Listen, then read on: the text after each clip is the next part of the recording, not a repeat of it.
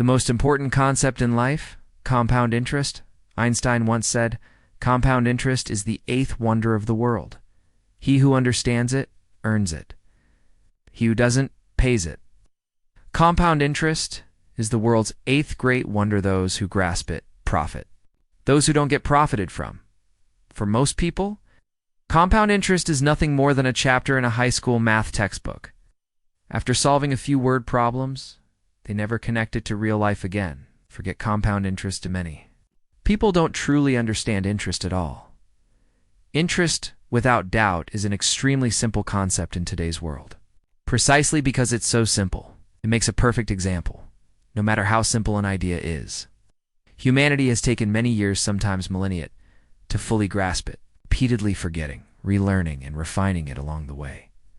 Widespread, almost instinctive acceptance of interest, that is, simple interest, is less than a century old. In the Chinese imagination, interest on interest is the vile trick of a villain like Huang Shiran, who squeezed tenants to seize their daughters. In the West, Shakespeare's Shylock embodies the same evil. Imagine thousands of years ago, someone borrows seed in the spring, and come autumn, naturally repays a bit more grain. Or someone borrows a hen. After it lays eggs and hatches chicks, shouldn't they return a few extra chicks? Borrow a hen, keep all the eggs, and just return? The hen, you'd probably get beaten for that. Yet when borrowing money, people resist paying interest. Why? Ultimately, fools have always shared the same trait. The moment something grows even slightly more complex, they can't understand it, let alone anything beyond that. A fool asks a friend to lend him a chicken. The friend has only one, and his kids are waiting for eggs. Friend remembers he has 10 shells that can buy a hen at the market, so he kindly lends the shells. The fool trades them for a hen. The hen lays eggs, chicks hatch, time passes, and he remembers the debt. He trades one grown hen for 10 shells and returns them. The friend says, "Shouldn't you give me at least 20 shells?" The fool explodes. "How can you be so shameless? You lent me 10 shells. They'd just sit there doing nothing. Would they magically turn into 20? I raised those chickens with hard work, and you want 10 extra shells for doing nothing." Awful. Fools always feel righteous because their thinking is incomplete, yet they believe it's exhaustive. They forget the friend could have used those 10 shells himself to buy a hen, raise chicks, and end up with more shells. Shells look dead and don't multiply by themselves. But that doesn't mean they would have stayed idle if not lent out.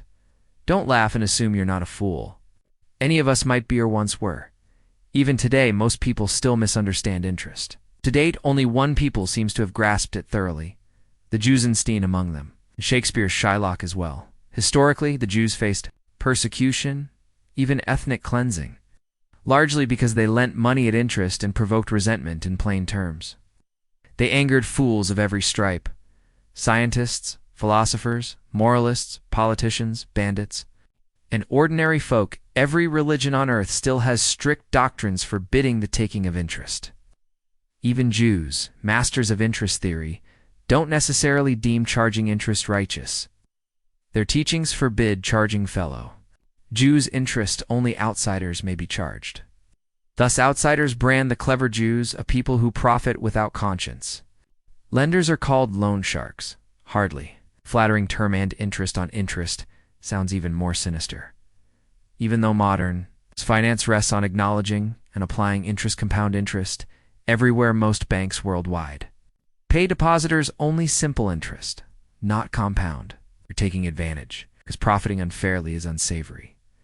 Banks go all out to teach the public that usury is bad, partly true, of course. Ordinary people end up equating compound interest with loan sharking, and governments needing to manage economies strictly control rates, conveniently helping banks. It's no wonder the public remains fuzzy on interest. Yet no one thinks they don't understand it, but interest on interest is perfectly normal. Compound interest. If a deposit earns compound interest, its growth eventually looks exponential. Meanwhile, a loan accruing compound interest becomes harder, perhaps impossible to repay, the longer it's delayed. Defaulting, viewed this way, stems from foolishness or incompetence, harsh but fair. Likewise, having money yet failing to make money owes to the same reason, another angle. Those who inherit assets enjoy the benefit Tony available to most of. Learning early the principles of interest and the magic of compounding. Personally, I've almost never tasted compound interest directly from money because I had no inheritable assets and was repeatedly wiped out before age 30-5. Fortunately, and fairly compound effects still exist in intellect, knowledge, and experience for everyone. Anything you can accumulate will eventually compound. If you inherit no assets, keep accumulating knowledge. We're lucky. We live in an era when monetizing knowledge is easy and getting easier and more lucrative. In 2015, a popular article asked why celebrities like Bill Gates, Elon Musk, and Stephen Hawking warn about AI. I disagreed with its main points. But one argument was interesting and correct. We're standing at a turning point in human development. That's why we believe we live in the best, not the worst of times. After long cycles of correction and accumulation, human knowledge is finally accelerating, and we happen to be alive now at the end of 2013. I began angel investing, something I'd never imagined. Over time, I formed a stubborn view. Any business plan that can't make big money quickly is trash. Note, quickly needs careful explanation, or it causes misunderstanding. Someone might ask, Amazon didn't turn a profit until 2014. Was its pre-IPO plan trash? If Amazon's revenue curve crossed into profit and once profitable, earned back years of losses in 1 year, that plan was successful and valuable. Wasn't that quick? When Peter Thiel drew up PayPal's plan, he knew over 90% of revenues would come in year 19. The same logic. They saw it exponential. Compound curve growth, so I tell partners, the core of business is making money, and the way to make big money is to find curves like these compound growth curves. Actually, the chart above isn't Amazon's revenue. I did that on purpose. It's the Dow Jones Industrial Average over the past century. Many things share this shape. For example, global population growth. My good fortune is that I understood and believed in compound interest early, without inherited assets. I chose to accumulate knowledge and believed firmly in its utility.